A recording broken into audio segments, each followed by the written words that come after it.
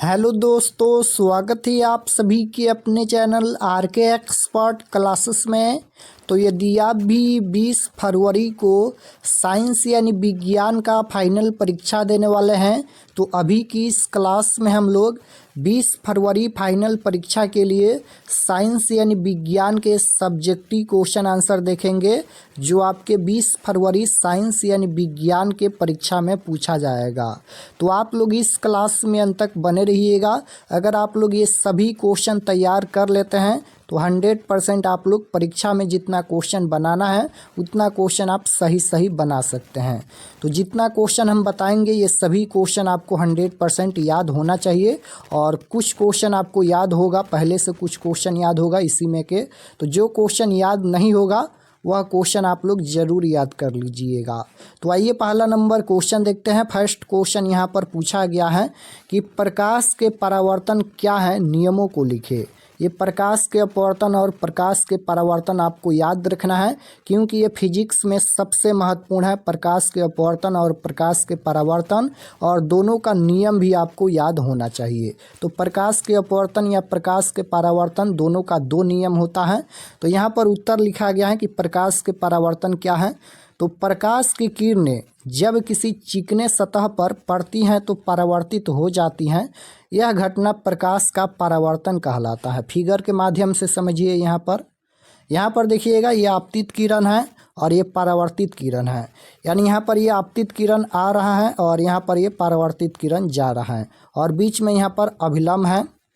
तो यहाँ पर आपको याद होना चाहिए कि आपतित किरण और परावर्तित किरण तथा आपतन बिंदु पर खींचा गया अभिलंब ये तीनों यहाँ पर एक ही तल पर हैं। तो प्रकाश के परावर्तन क्या है। तो प्रकाश की किरणें जब किसी चिकने सतह पर पड़ती हैं तो परावर्तित हो जाती हैं, यानी यहाँ पर मुड़ जाती हैं। ये आपतित किरण है और यहाँ से परावर्तित किरण हो गया।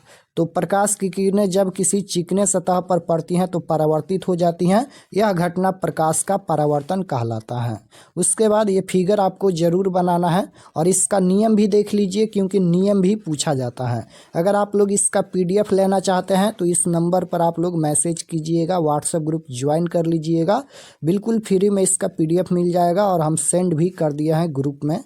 तो इसका नियम देखिए। तो प्रकाश के अपवर्तन या प्रकाश के परावर्तन दोनों का दो नियम होता है।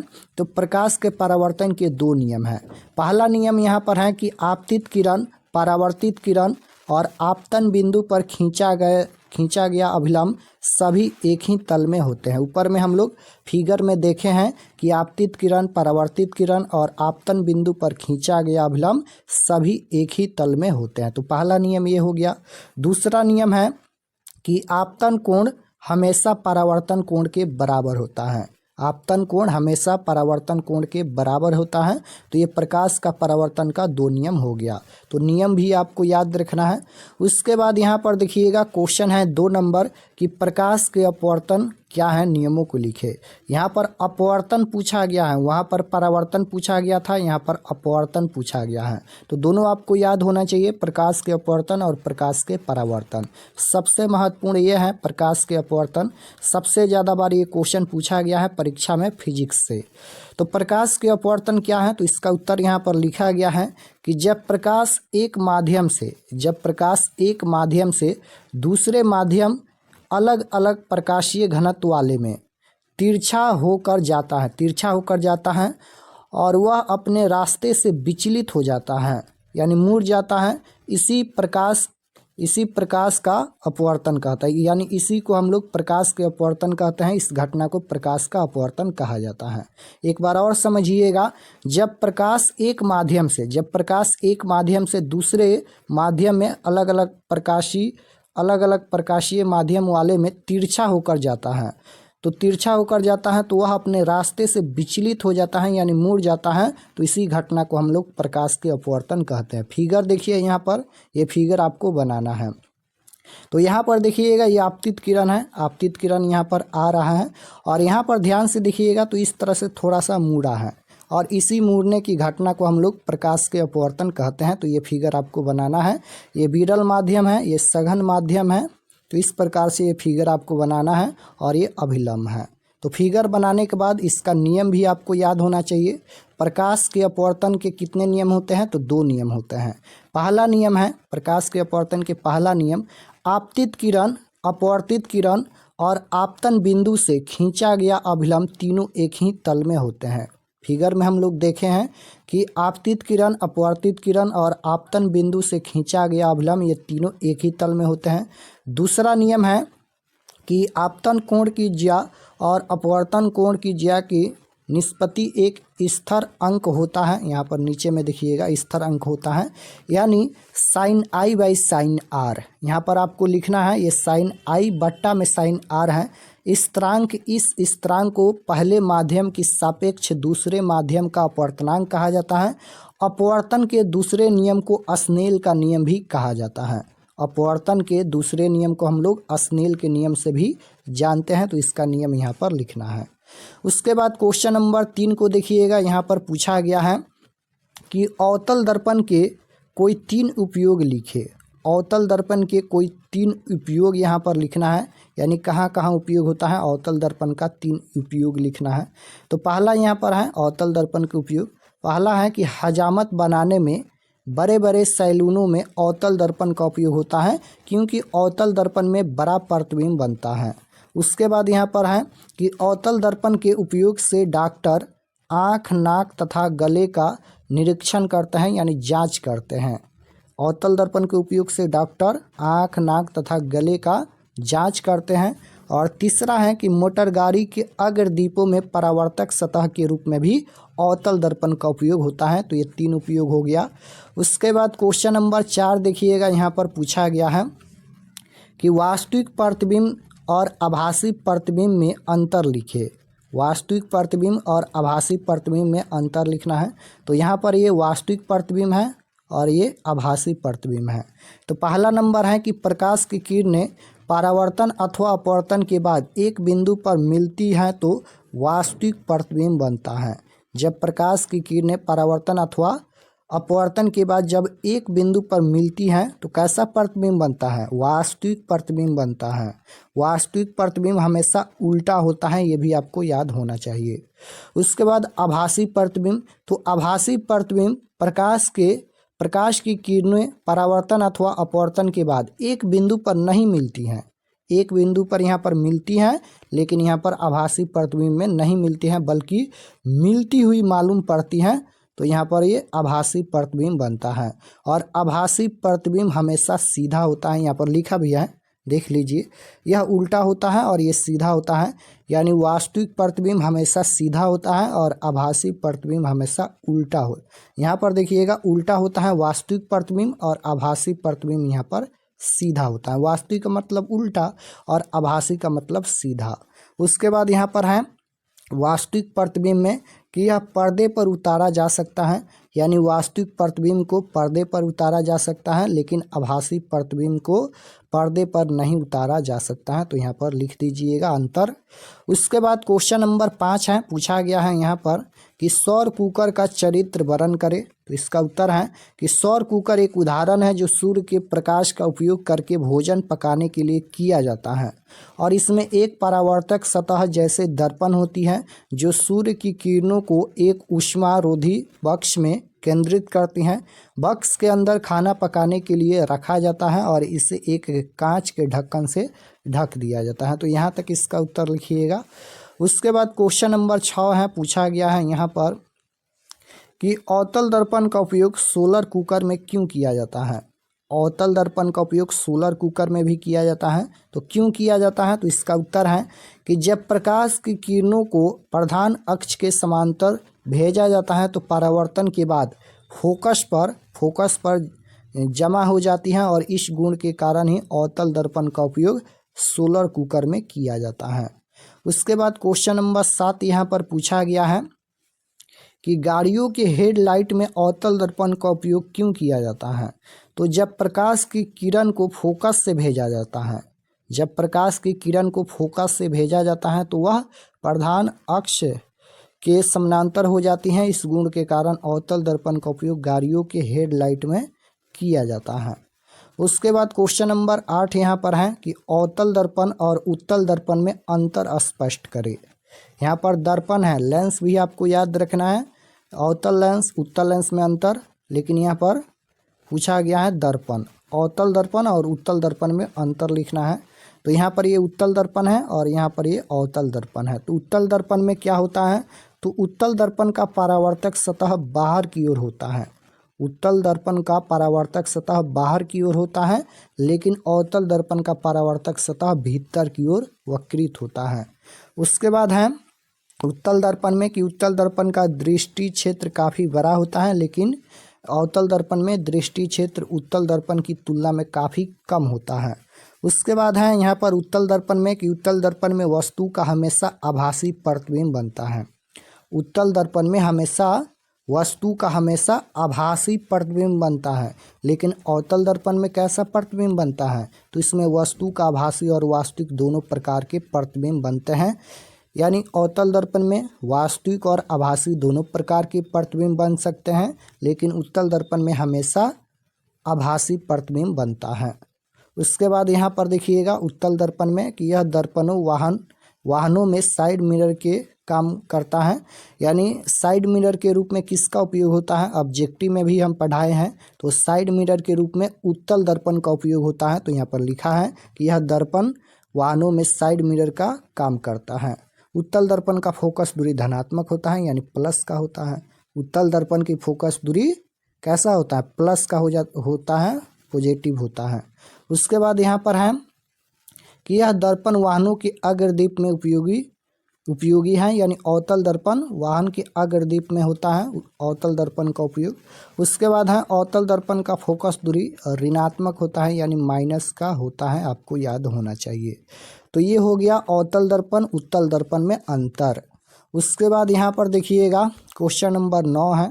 9 नंबर क्वेश्चन है कि उदासीनीकरण अभिक्रिया क्या है, 2 उदाहरण दे। उदासीनीकरण अभिक्रिया क्या है, उदाहरण भी लिखना है। तो यहाँ पर देखिएगा ये सिंपल क्वेश्चन है, आपको याद होगा। वह प्रक्रिया जिसमें कोई अम्ल किसी भस्म के साथ अभिक्रिया करके लवण और जल बनाता है उसे उदासीनीकरण अभिक्रिया कहते हैं। वह प्रक्रिया जिसमें अम्ल जो है वह भस्म यानी भस्म के साथ अभिक्रिया करके और क्या बनाता है, तो लवण और जल बनाता है, उसे हम लोग उदासीनीकरण अभिक्रिया कहते हैं।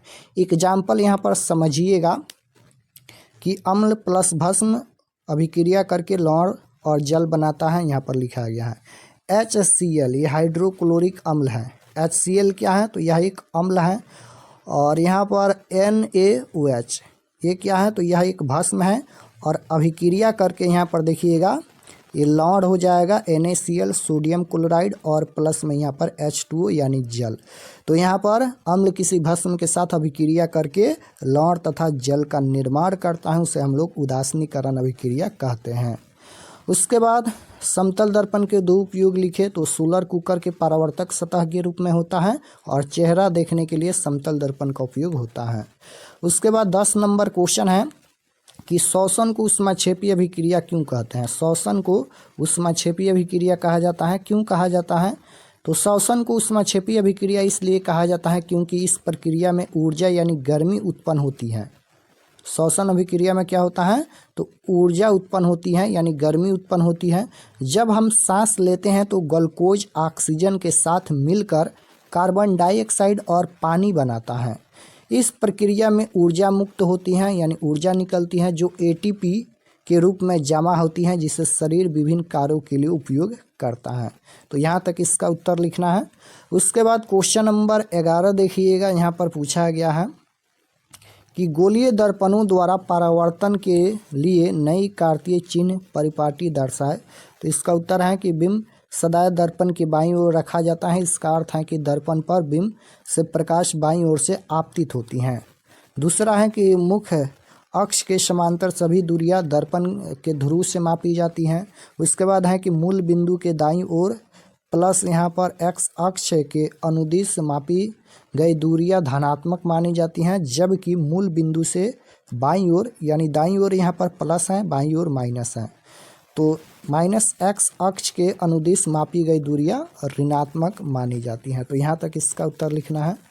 उसके बाद क्वेश्चन नंबर 12 देखिएगा, यहाँ पर पूछा गया है कि प्रिज्म से होकर प्रकाश के अपवर्तन का नामांकित किरण आलेख आरेख खींचे।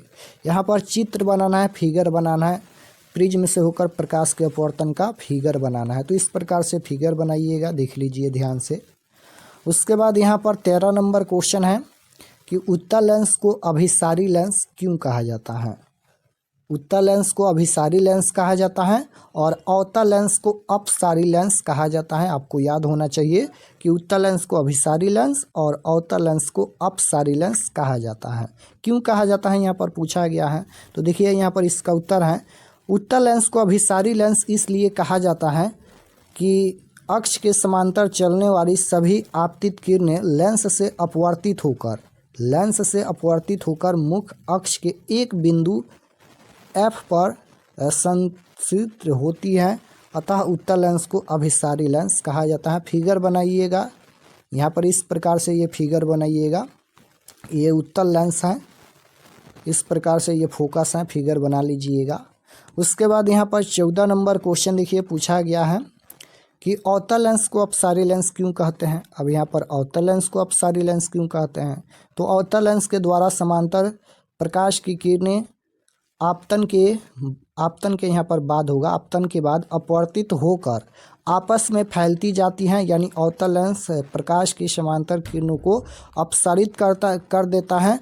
अवतल लेंस को इसी गुण के कारण अपसारी लेंस कहते हैं। तो यहाँ तक इसका उत्तर लिखना है क्वेश्चन नंबर 14 का। उसके बाद क्वेश्चन नंबर 15 है। 15 नंबर क्वेश्चन है कि अपवर्तनांक को परिभाषित करे और हीरे का अपवर्तनांक 2 यहाँ पर 42 है, इसका कथन का क्या अभिप्राय है। तो इसका उत्तर लिखा गया है कि अपवर्तनांक किसी माध्यम में अपवर्तनांक 1 की परिभाषा निर्वात में प्रकाश c और इस माध्यम में प्रकाश की चाल c के अनुपात के रूप में दी गई है। हवा में प्रकाश के वेग की अपेक्षा हीरे में प्रकाश का वेग कम होता है, अतः हवा से चलने वाली प्रकाश की किरण हीरा में प्रवेश करने पर अभिलंब की ओर झुक जाएगी। तो यहाँ तक इसका उत्तर है। उसके बाद क्वेश्चन नंबर 16 है, पूछा गया है कि उत्तल लेंस के किन्हीं 2 उपयोग लिखे। यहाँ पर लेंस पूछा गया है, उत्तल लेंस के 2 उपयोग लिखे। तो यहाँ पर 2 उपयोग लिखा गया है। पहला है कि उत्तल लेंस का उपयोग दीर्घ दृष्टि दोष वाले व्यक्ति के चश्मे में किया जाता है, यानी उत्तल लेंस का उपयोग दूर यानी दीर्घ दृष्टि दोष को दूर करने के लिए किया जाता है और अवतल लेंस का उपयोग निकट दृष्टि दोष को दूर करने के लिए किया जाता है। दूसरा है कि इसका उपयोग सरल सूक्ष्मदर्शी में होता है। सरल सूक्ष्मदर्शी में किस लेंस का उपयोग होता है, तो उत्तल लेंस का उपयोग होता है। तो यहाँ तक ये 2 उपयोग हो गया। उसके बाद क्वेश्चन नंबर 17 है, पूछा गया है विद्युत बल्ब में निष्क्रिय गैस क्यों भरी जाती हैं।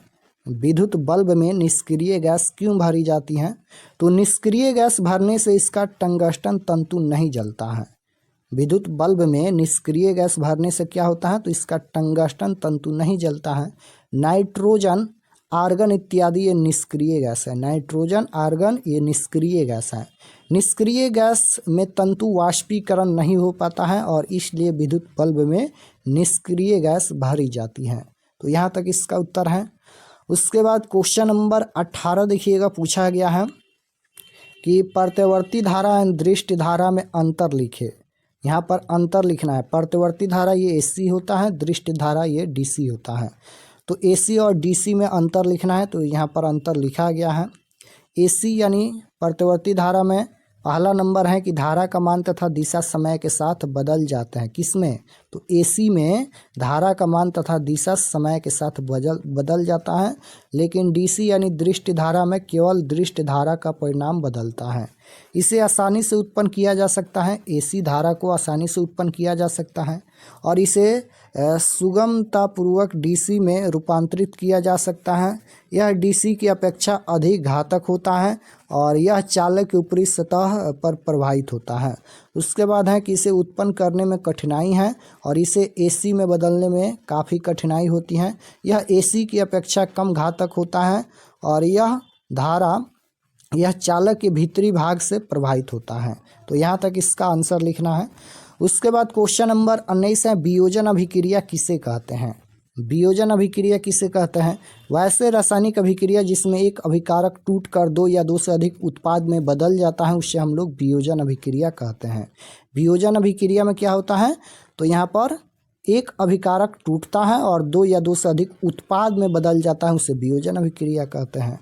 उसके बाद 20 नंबर है कि नेत्र की समंजन क्षमता से क्या अभिप्राय है। तो इसका उत्तर है नेत्र लेंस की वह क्षमता जिसके कारण वह अपनी फोकस दूरी को समायोजित कर लेता है, समंजन क्षमता कहलाती है। इसी के कारण नेत्र अल्पतम दूरी और दूर बिंदु को नियोजित कर पाता है। समान अवस्था में नेत्र की समंजन क्षमता 4 डायोप्टर होती हैं। उसके बाद क्वेश्चन नंबर 21 पूछा गया है कि तारे क्यों टिमटिमाते हैं। तारे क्यों टिमटिमाते हैं, तो इसका उत्तर है हवा की विभिन्न परतों में तापमान अलग अलग होता है।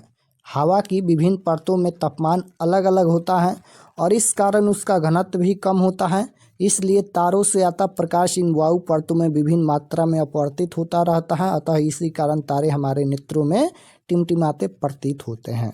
तो यहाँ तक इसका उत्तर हो गया।